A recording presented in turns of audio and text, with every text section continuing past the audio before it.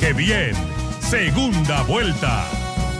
Jaime, ¿cuál es tu balance del día de ayer? Bueno, me parece que hay un eco, ya está bien. Me parece que Fernando Rospigliosi lo resumió bien anoche, ¿no? De un lado, Pedro Castillo básicamente ha explicado, y ha explicado bien los problemas que hay en el país, los problemas de la gente, lo ha explicado muy empáticamente porque él desarrolla un lenguaje pues popular, de muy fácil acceso para todo el mundo, ¿no? Pero del lado de Keiko Fujimori lo que hemos tenido son básicamente propuestas específicas para atender esos problemas señalados por Pedro Castillo. Eso a grandes rasgos. Por supuesto, también Pedro Castillo ha hecho algunas propuestas, pero por lo general sus planteamientos han sido muy generales, vagos, diría yo. En el caso de Keiko Fujimori ha habido muchas propuestas específicas, ¿no? Concretas. Y yo diría que ese es el balance principal, el resultado principal del debate de ayer, ¿no? José Luis. Bueno, yo coincido con lo acabado de decir, ¿no? Ha habido muchas propuestas específicas por parte de la señora Fujimori, pero el problema está que esas propuestas no coinciden con el modelo que ella estaba planteando cuando se inició la campaña para la segunda vuelta. Entonces, da la sensación que el populismo que se quería combatir ahora más bien es la herramienta a través de la cual se quiera ganar las elecciones. En el caso del señor Castillo, efectivamente, lo que se habló fue mucho más genérico, pero también tiene que ver pues con la forma en la que él tiene de entender los problemas en el Perú. Él no cree que el problema de salud se resuelva con vacunas, ¿no? Él cree que los problemas son estructurales. Entonces, cuando se habla de una cuestión estructural, medidas específicas no son las que la van a solucionar. Él piensa que con una nueva constitución podría tratarse de solucionar estos problemas, y por eso el esquema que utiliza el Jurado Nacional de Elecciones no es adecuado, porque se plantea como que la educación fuera un tema que no tiene nada que ver con salud, que salud es un tema que no tiene nada que ver con economía, etcétera. No, o sea, ya no hablemos de economía, ahora hablemos de salud. Y ayer lo que ha ocurrido es dejar en evidencia que ese formato no es pues el más útil, y por eso hemos sentido de que no se ha llegado a explicar el cómo se van a hacer las cosas, tanto que propone una candidata como un candidato, y que además han sido repetitivos en varias ocasiones por esta forma en la que ha sido organizado el debate, ¿no? Bueno, ahora, Jaime, sobre este tema de las promesas, sobre lo de las promesas sí. de Keiko, ¿cuál es tu juicio? Porque ha hablado de cosas de las que no había hablado antes en la campaña y que significa es decir, era la gran interrogante del día de ayer, es decir, ¿cómo se va a financiar esta especie de lluvia de promesas? Hay un error cuando se dice que los programas sociales no corresponden a una propuesta liberal. Si uno lee el plan de gobierno de Fuerza Popular, hay un conjunto de propuestas de ese tipo. Es cierto, sin embargo, que a partir del debate de Chota, Keiko Fujimori hace más propuestas, introduce algunas propuestas adicionales, algunos programas sociales y económicos, digamos, adicionales, como por ejemplo la distribución directa del 40% del canon a la población, lo que no implica ningún gasto adicional, es simplemente una reorientación de un ingreso que ya existe, ¿no es cierto? Pero en un estado, digamos, en una propuesta económica liberal, lo normal es eso, es decir, tener una economía de mercado que genere ingresos al Estado, y entonces el Estado los pueda redistribuir. La función redistributiva del Estado es fundamental y no se puede confundir eso con populismo, ¿no? Al contrario, mientras más mercado hay, más ingresos hay en el Estado, porque las empresas pagan más impuestos y por lo tanto más redistribución social se puede hacer para equilibrar la cancha, para generar igualdad de oportunidades. Entiendo que, y esto lo han dicho ellos, que todas esas propuestas están fundamentadas, están sustentadas, digamos, en un análisis presupuestal, en un análisis de viabilidad fiscal, donde al principio va a haber un mayor, digamos, gasto fiscal o un mayor déficit, un cierto mayor endeudamiento, se requiere endeudamiento externo para esto, y luego esto converge hacia un equilibrio fiscal al cabo del año 2026 o 2026, efectivamente, ¿no? Si entonces los cálculos están hechos y esto es perfectamente financiable desde el punto de vista fiscal, siempre y cuando, por supuesto, haya inversión privada, haya crecimiento económico, que es lo que en última instancia financia el tema, ¿no? De otro lado, claro, no va a haber crecimiento, no va a haber inversión y va a haber empobrecimiento si es que vamos a una nueva constitución como plantea Pedro Castillo. Por dos razones. En primer lugar, porque vamos a perder por lo menos 2 o 3 años en una incertidumbre respecto de cuáles van a ser las reglas de juego y mientras tanto nadie va a invertir. Y de otro lado, los cambios que se introduzcan, si es que se introducen cambios, por ejemplo, en el capítulo económico, también por sí mismos van a desalentar probablemente la inversión privada, porque van a acabar con el famoso, digamos, con el papel subsidiario del Estado. El Estado sería pues más intervencionista, más empresario, como dice el propio, la propia propuesta de Perú Libre, un Estado nacionalizador o un Estado inversor, que son las palabras que se usan, y entonces ahí sí que estamos condenados pues a la pobreza, al empobrecimiento, ¿no? José Luis, a mí me llamó la atención que ayer el profesor Pedro Castillo prácticamente no hiciera referencia o lo hiciera de una manera muy tangencial al tema del cambio de constitución, que ha sido una bandera de toda la campaña. Es lo que hemos visto ayer, el acercamiento de las propuestas que se suponían eran antagónicamente diferentes, ¿no? Este estado redistribuidor de la riqueza que se genera es pues lo que se estaba proponiendo desde el principio del lado de Perú Libre, ¿no?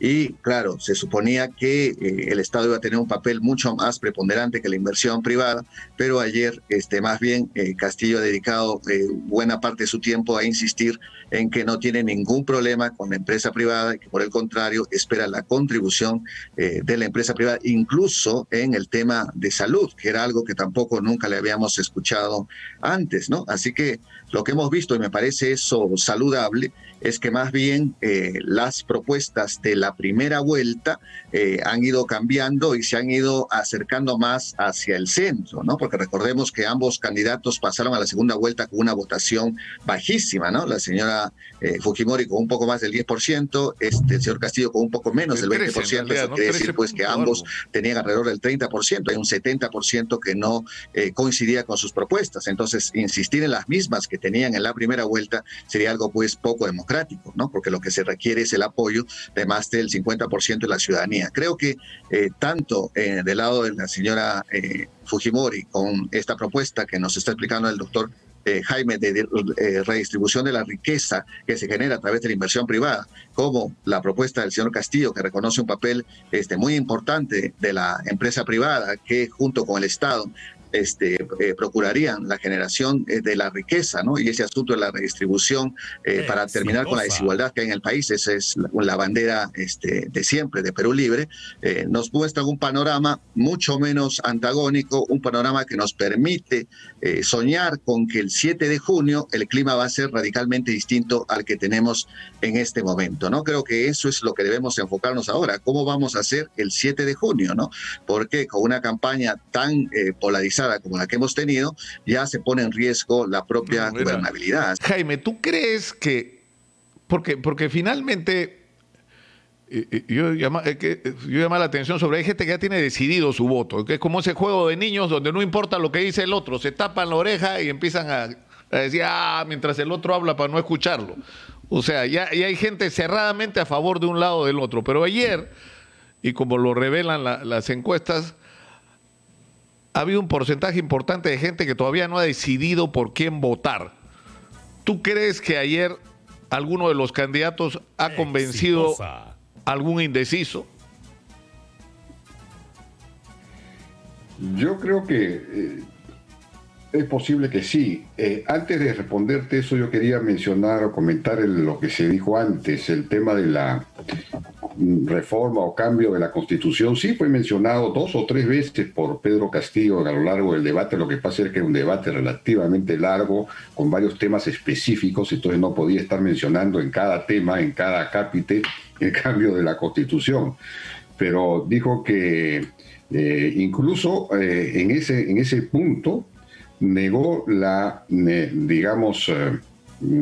carácter redistributivo del Estado, porque dijo que no se trataba de llevarles migajas a la gente, sino que participen en la gesta de una nueva Constitución, ¿no? Y eso lo dijo 1 o 2 veces por lo menos, y en lo de la nueva Constitución lo mencionó en otra ocasión.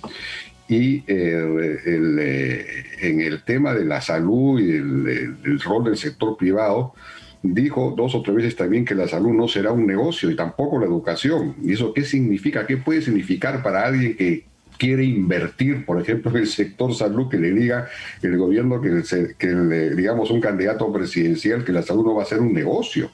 ¿Qué implica eso, no? Claro, al mismo tiempo dijo que habría participación privada, de la inversión privada en la salud, entonces eso fue una contradicción, ya uno no sabe cuál de las dos, digamos, versiones es cierta, ¿no? Respecto del rol de los mercados, dijo que el Estado iba a controlar los mercados, ¿no? Entonces es una visión pues claramente intervencionista que no ayuda a, digamos, no ayudar a que la inversión privada pueda desarrollarse libremente para generar desarrollo, empleos y todo lo demás, ¿no? Insistió en temas en propuestas un poco radicales, como la SUNAT le va a cobrar la deuda a las grandes empresas, vamos a recuperar la riqueza nacional, la riqueza que se la llevan, en fin. Respecto al tema de los indecisos, yo creo que, claro, Keiko Fujimori al mencionar, al introducir, precisar estas propuestas concretas, muchas de ellas iban dirigidas a segmentos específicos o a sectores específicos de la población, ha estado buscando precisamente captar algunos indecisos en cada uno de esos sectores, y con el anuncio de la firma de un juramento contra la corrupción y la democracia junto con Mario Vargas Llosa, supongo que también le ayudaría a convencer a algunos indecisos del lado de los que no quieren votar por ella y tampoco por Castillo, pero no quieren votar por ella por su pasado, en fin, por los antifujimoristas básicamente, no los antiqueiquistas. José Luis. Bueno, efectivamente, como dice el señor Altaos, los modelos de redistribución de riqueza son distintos en ambos partidos. La señora Keiko ha hablado del PRONA, lo que al menos aquí en Arequipa pues nos ha puesto los nervios de punta, porque el PRONA fue utilizado para el clientelismo político en la dictadura de su señor padre de una forma intensiva y extensiva, ¿no? El señor Castillo propone más bien un cambio de modelo en el cual no se genere mayor desigualdad, ¿no? Todos hemos leído el informe de la revista Forbes y todos los análisis que se han hecho desde otras instituciones especializadas al respecto, y pues el crecimiento de la desigualdad en el mundo ha sido muy grande. El crecimiento de la desigualdad en América Latina es espeluznante, ¿no? Y esto también ha ocurrido en nuestro país, ¿no? Sobre el asunto de los indecisos, se va a convencer a algún indeciso que piensa que la señora Fujimori tiene pues una manera de actuar que está vinculada a la corrupción porque vaya a firmar un juramento con el señor Vargas Llosa.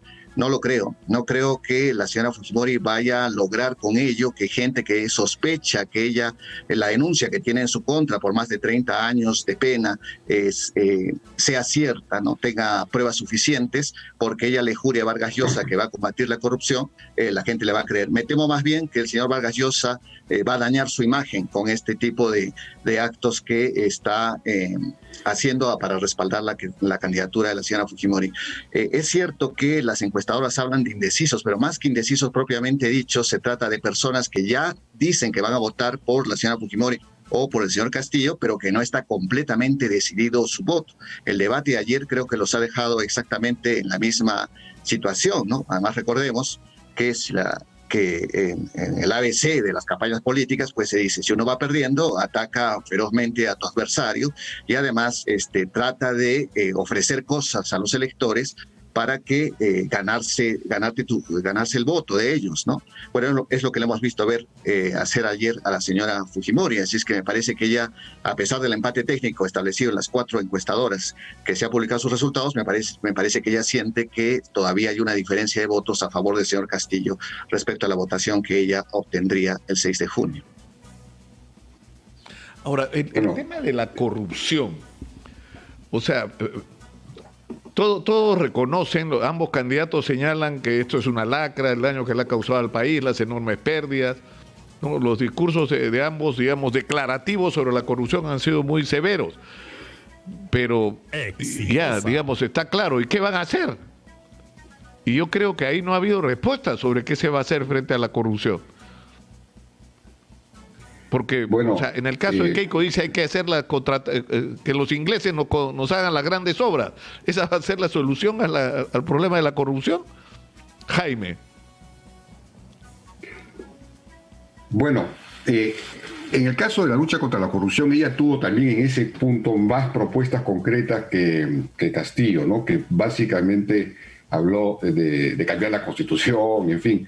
Y él habló de fortalecer la Contraloría, pero ese fue su primer punto. El primer punto de ella fue precisamente fortalecer la Contraloría, darle capacidad sancionadora, crear un alto comisionado, en fin, la protección del denunciante, sí, facilitar las denuncias y sobre todo el tema de la transparencia, es decir, aprovechar la digitalización del Estado para que los ciudadanos puedan participar en la fiscalización de los gastos, de las obras públicas, etcétera.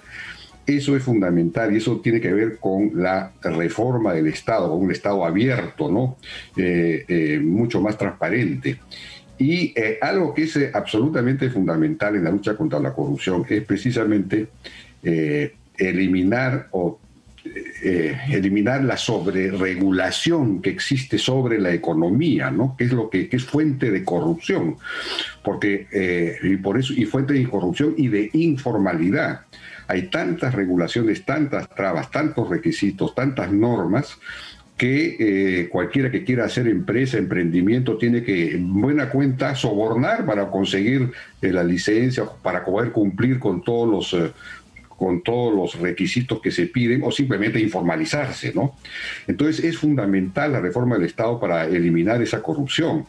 Y lamentablemente la propuesta de cambio de modelo, como ha dicho el señor Ramos, y con cambio de constitución, no solamente va a retrasar la inversión y desalentar la inversión, sino que va a crear un Estado más intervencionista, más regulador, más controlador del mercado, como ha dicho el propio señor Castillo ayer, que va a introducir pues más peajes, para llamarlos de alguna manera, y por lo tanto más corrupción.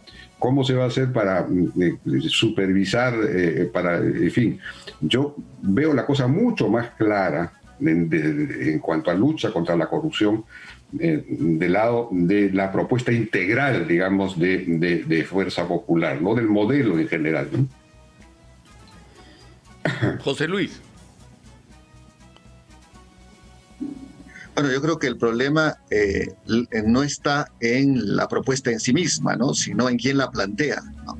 Entonces, la señora Fujimori ha dicho que su bancada ha luchado contra la corrupción desde el 2016 al 2020. Creo que esa no es la sensación de la ciudadanía, ¿no? La ciudadanía más bien tiene la sensación, como lo dicen las encuestas, ¿no? Si estamos admitiéndolas como argumento de verdad, como dicen las encuestas, que más bien la bancada de Fuerza Popular intentó blindar a personajes que estaban acusados de graves casos de corrupción, ¿no? La señora Fujimori dice, esta vez ha admitido que en el gobierno de su padre hubo corrupción, algo que antes negaba rotundamente, ¿no? Ha dicho que se sancione a las personas que individualmente, ha aclarado que es individualmente, de las esterilizaciones forzosas, etcétera, ¿no? Entonces tiene una posición un tanto distinta de la que empezó la segunda vuelta, cuando dijo que todo del año 2000 fue un desastre, ¿no? Luego incorporó a personas responsables de ese desastre, ¿no? Al señor Bruce, al señor Pigliosi, al señor Carranza, ¿no? Entonces no entendemos muy bien si fue todo un desastre después desde el año 2000, porque incorporaba a personas que ocuparon cargos importantes precisamente en eso que ella llama un desastre, ¿no? Y si desde el 2000 era un desastre, quiere decir que antes del 2000 no lo era, ¿no? Sino que era más bien un gobierno, como ella siempre lo decía, admirable, ¿no? Y probablemente el mejor gobierno en la historia de la República. Entonces, si el gobierno del señor Fujimori, que es considerado uno de los más grandes corruptos del mundo, es un buen gobierno, resulta un poco difícil que la persona que opina eso, al mismo tiempo, se pueda convertir en adalid de lucha contra la corrupción. Ella dice que, y es una propuesta interesante, esto estaría a cargo de alguien que no está vinculado al fujimorismo, pero eso lo venía diciendo desde que inició la segunda vuelta, y no vemos en su equipo técnico a alguien que no esté vinculado al fujimorismo, porque si bien no son parte de Fuerza Popular se caracteriza precisamente por trabajar con gente que no es de Fuerza Popular. En el Congreso del 2016, con sus más de 70 congresistas, la gran mayoría no eran de Fuerza Popular. Sin embargo, no vimos en ellos un estilo de gobierno diferente a los clásicos militantes de lo que llamamos el fujimorismo. Ahora, es cierto que los resultados de las encuestas pues están muy, muy cercanos, pero las posibilidades de que en un referéndum gane el cambio de constitución son muchísimo menores, ¿no? Porque si estructuramos a la gente que apoya al señor Castillo, hay mucha gente pues que está en el lado que piensa que un cambio de constitución no es lo más adecuado en este momento. Así que aunque ese sea un deseo del señor Castillo, las posibilidades de que este se pueda convertir en realidad, aun cuando él ganara las elecciones, son realmente bastante pequeñas, ¿no? Jaime, ¿qué dices tú al respecto? Bueno, yo creo que hay que distinguir tipos de corrupción, ¿no? La corrupción que hubo durante el gobierno de Alberto Fujimori, sobre todo en la parte, digamos, final, fue una corrupción derivada del modelo político, ¿no? De la concentración del poder, particularmente en manos de Vladimiro Montesinos, y entonces hubo una corrupción vinculada al sector militar, al servicio de inteligencia, una corrupción de ese tipo, que incluso intervenía en el Poder Judicial, etcétera. Pero no hubo una corrupción en la administración, digamos, en la administración pública, en la administración de la economía, en la administración, porque precisamente se habían levantado los peajes, se había liberalizado la economía y entonces no era necesario había mucho menos regulación, no era necesario ir a pedir permiso para todo, como sí había ocurrido, por ejemplo, durante el durante el primer gobierno de Alan García, donde ahí se desarrolló un modelo de corrupción derivada del modelo económico, del intervencionismo económico, de una economía que todavía estaba muy estatizada, las empresas públicas eran muy corruptas y se introdujeron tal cantidad de intervenciones en el mercado que había que conseguir licencias para todo, uno quería el dólar MUC, había que conseguirlo, entonces había que coimear, uno quería un arancel protector, entonces había que sobornar para conseguir ese arancel protector o para que le bajen el arancel, o en fin, había que, o para no estar en los precios subsidiados, los precios controlados, o para que le levanten el control, en fin. Había tal corrupción en el aparato administrativo del Estado que era una cosa asfixiante, ¿no es cierto? Ese tipo de corrupción desaparece con el nuevo modelo económico. Entonces, por eso me refiero a que un modelo económico de economía de libre mercado es mucho más eficiente porque elimina la corrupción de por sí. Es ese tipo de corrupción, ¿no es cierto? Y más bien facilita la inversión y por lo tanto facilita el crecimiento económico, facilita que las empresas paguen más impuestos, que el Estado tenga más recursos y por lo tanto puede hacer redistribución y mejorar los servicios públicos. Ese es el tema.